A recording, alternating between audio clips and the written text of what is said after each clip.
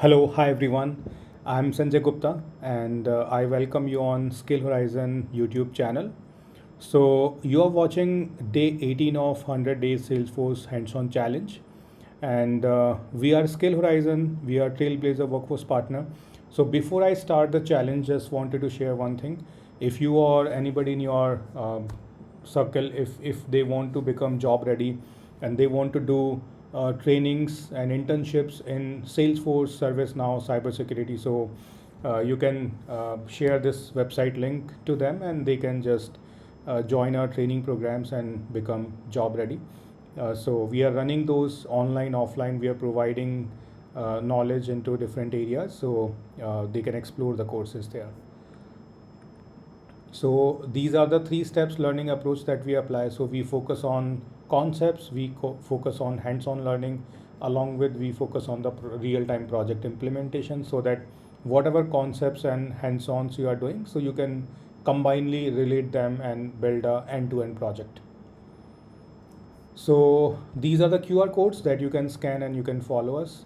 And this is the challenge that we are going to discuss. Okay. So today we'll be totally focusing on the test class, right? So in test class, basically we have three different approaches. So today's challenge is like if you have a test class where we have different test methods written, and if we are creating lots of data again and again, so how we can reduce that. Okay, so that is the challenge. So first I'm going to show you the implementation and will challenge you, and we will see how we can solve that. So I have this trigger, and in this trigger is basically on account, and here I have few methods which are called in before insert context, few methods which are called in after insert, then we have update, before update, after update. Okay, so this is how this trigger is implemented. Now if I go to trigger handler, so we have different methods which are already implemented over here, and for each method I have created a test class, and in this test class I have different test methods, right? So if you see this test method, here we are first creating few account records and then performing DML operation. After that we are doing a query and then we are applying the assert. Then we have another method, again we are creating the data and then inserting and querying and applying assert. So if you see and notice, in every method I am repetitively creating the data. Okay, in every method I am repetitively creating the data, right? So this is the challenge. In real-time projects, what will happen if you are creating test class in such a way?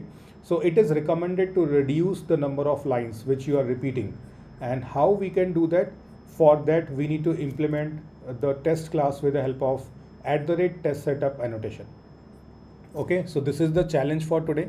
If you have implemented test classes in such a way, so you need to upgrade them, right? How we can do that? I'm creating a new class named as account trigger handler test2. Okay, I'm creating this class, and I'm just copying all these methods and pasting them here in another class. Okay, and this class also I am writing as @stest, so that it becomes test class, right? So now what I'm going to do, so basically here I'm going to introduce a new method which will be annotated with @test setup, and I can say private static void setup, and I'm going to create this method, right? So now instead of creating data again and again in every method, so what I'm going to do, I'm cutting them from here and I'm going to paste it here. This is how I'm going to resolve this challenge for you. Okay, so here we are creating a list, then we are creating the data, and then we are inserting it. Okay, and if you want, you can write test.start test or test.stop test as well, so that govern limits can be controlled. So these things I already explained in my bootcamp. I hope many of you have followed those, and you are still following. So this is how I am creating this test setup method, and here we don't need to create the data.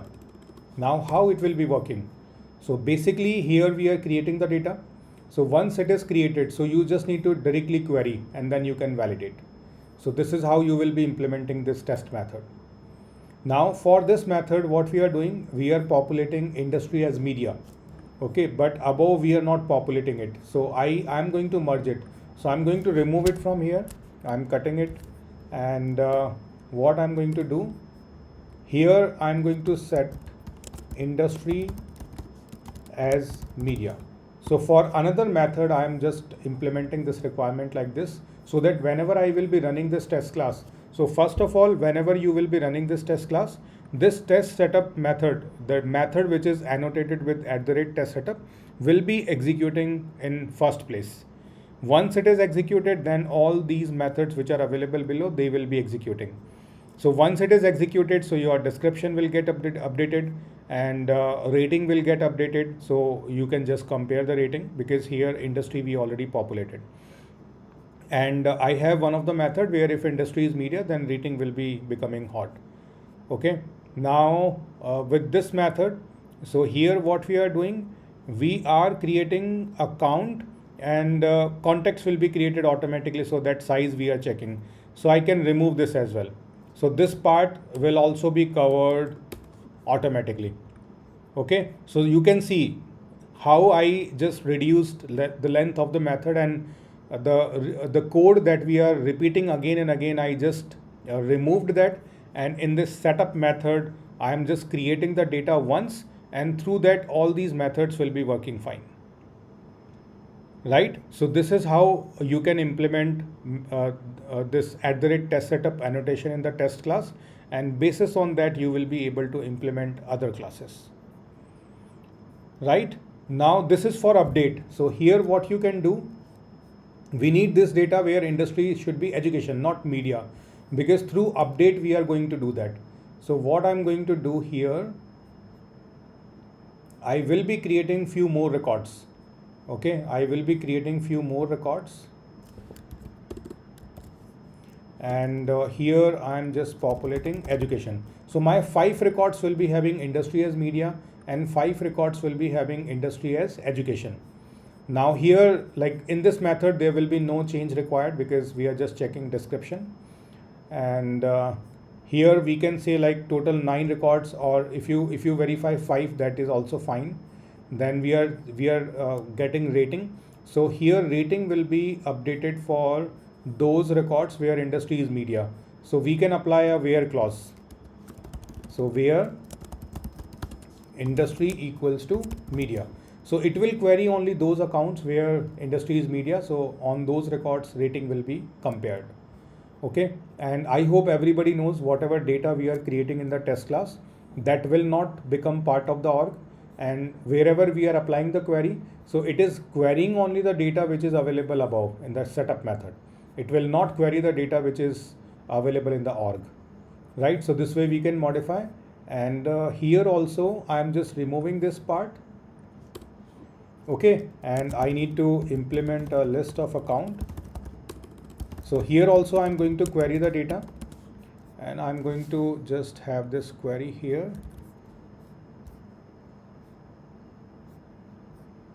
And in this query, what I'm going to do, I will be populating education. So I'm going to query only those records where industry is education, and here I can say industry. Right, so this is how it is implemented. And this ACC list I'm using here, we are updating it to media, and then we are writing update DML. So this is how you can use that data that we have created above. So basically the benefit of implementing this setup method. So if you implement this setup method, so what will happen? You need to create data once, and then it will be reused in different methods. Okay, so code will be reduced and efficiency will be improved. So this is the optimized way, and in real-time projects generally we prefer this approach. Okay, so first approach is like in every test method you can create the data, but we have another approach, that is test setup. So in particular class you can have test setup method where you can create the data, and other methods will be just querying the data and will be using that. Now we have another approach, that is data factory class. So here in this approach, what is happening, the data that we are creating in the setup method, it is common for all these methods. Okay, but the limitation is this is common for this particular class only. If we want to reuse this data into another class, that is not possible. Okay, so for that, what we can do, we can create a data factory class, and data factory class will be independent class which can be called in any of the test class. So I'm going to create a new Apex class that will be data factory. Name can be anything. Sometimes we use data factory, we can use test utility or test data. So whatever name you want to use, you can. And here we don't need to use any @s sorry, here we don't want to use any @s test because we are not going to run this class directly. It will be called into any test class. Okay, so here public static void, let's say create accounts. So I'm going to receive account name as a parameter, then I'm going to receive integer count and a boolean variable that I'm naming as insert. Okay, so I'm going to apply. So first of all, let's create a list. So I'm creating list of account. Now what will happen here, we need to create the records. So I'm just creating records based on count. So whatever value count is having, based on that we will be iterating the loop. So this count will let us know like how many records we need to create. Okay, then we can create the instances, then let's store the name. So name is coming as a parameter, so that only we can assign. Then we can store it into a list. So I'm just storing value to the required field only, and then that account record I added into the list.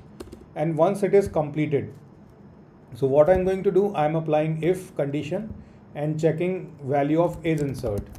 So if is insert, like it is having true value, then we are going to insert ACC list.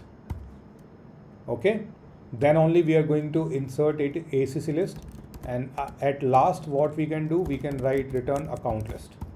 So if is insert boolean variable is true, then records will get inserted and they will be returned. And if is insert is false, then insertion will not happen, but the data that we created above, that will get returned. Okay, so what we need to do, we need to change the return type now. So I'm saying list of account. Okay, here I need to have list of account because we are returning a account list. So this is how you can create a generic method.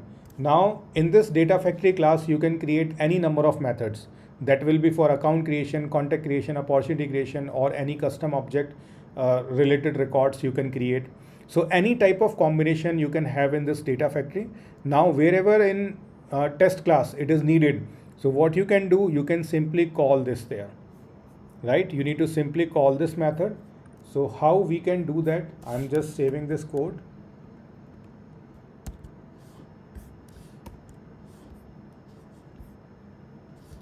So I'm just saving it, and once it is saved, then we can call it.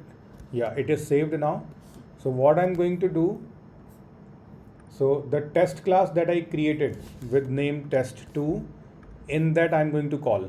So for example, if I comment it, so this test setup I'm commenting, and now here I'm going to call that. Okay, so what I'm going to do, I'm creating list of account ACC list equals to, and then data factory dot create account. This method I need to call. Here I'm passing test as the name. How many records? 10 records I'm going to create, and insert, in place of insert I'm passing true. So what will happen? Create accounts, this method will be executing this, and from here we are passing true. So it means the data that we are creating here, it will get inserted, and then a list will get returned, and that list we are storing here into this ACC list. Right? Now we need to query, so we can query the data, and then this part will be same. Okay, so this is how you can call this method, so that if you want to create some record, you will be able to do. Right? Now here in data factory, what is happening? We are storing name and then adding the list. Now let me show you how, like what will happen if we pass false here. So I'm just copying this statement and pasting it here. Okay, so now what I'm going to do, from here I'm passing false. So what will happen if I pass false? So account records will get created, but they will not be inserted. Okay, and they will be returned as is. Without insert, the list will be returned. So we have account instances created, but they are not inserted. Insert DML is not working. Okay, and once insert DML executes, so data will be available in the org, but for temporarily purpose. Okay, for temporary duration, they will be available in the org. And once your test class completes its execution, they will be removed from the org, right? But if we are passing false, so this insert will not be working. So we are having the account records in this ACC list. Now what we need to do here, we need to set industry as media because that is not set here. So what I'm going to do after this, I'm implementing a for loop and I'm going to update this. So in ACC industry, I'm going to set industry as media. Okay, and after this manually I'm doing insert operation here. So instead of data factory, I'm doing this here. Now you might be thinking, what is the benefit of this? We can do data creation here itself. So generally what happens when you create data here, so all the required fields information we populate here. And on top of that required field, if you want to fill any other additional field, so it might be possible for one method you need to have additional fields populated. On the other side, you don't need to have. Okay, so that is happening here also. For above requirement, we don't need to populate any additional field other than required field. So we pass true, record got inserted, and we are just querying and applying assert. But here, other than required fields, we need to populate some other field values as well. So instead of passing true, we passed false. And then here in this particular method, whatever field data we want to populate, we populated. And once this loop got completed, then here we are executing the insert statement. Okay, so this is how this generic method is executing for multiple methods. Okay, so here we generally put the values for the required fields. And as per the requirement, like on top of that, if you don't want to put any other value, so you can pass is insert as true. So data will be inserted and will be returned. Otherwise, you can pass false. So this is how we can create data factory class, and that will be supported by any number of test class. We can call this method anywhere in the test class, right? So this is how you can overcome the problem of repetitive data creation. So whenever you go for interview, so in interviewer may be asking you all these three approaches, like how to implement individual methods in the test class, then what is the purpose of test setup, and what is the purpose of data factory. So I hope with this explanation you are able to understand the purpose of all three approaches. So this was the challenge that I implemented. Like challenge was in every test method we were creating the data. So through @test setup and data factory, we reduced like repetitive data creation. Okay, so this is all about that I prepared for today's session, and I hope you enjoyed it. You learned something new, and next week I will come up with another challenge. So in every session I'm trying to uncover different challenges so that you can learn something new in every session. Okay, so like next 2-3 weeks we'll be focusing on the Apex trigger only, and including test classes. Then we'll pick asynchronous Apex, and later I will be picking integration LWC as well. Okay, so this is it for today. And if you want to follow us, do visit skillhorizon.org.in, or you can scan the QR codes to follow us. And if you liked the session for today, you can just hit the like button on the live stream to support us. Okay, thank you so much. And after a few minutes, I will be having another session that will be on ServiceNow. So that will be last session for the ServiceNow admin certification preparation. Okay, so you can attend that if you are interested to upskill yourself in ServiceNow. And if you are a Salesforce aspirant, still I would recommend you go through the ServiceNow videos so that you can have a comparison. like how ServiceNow is configured and how Salesforce is configured. So you will get little bit similarity between those two. Okay, so I take your leave. Thank you so much for joining this session.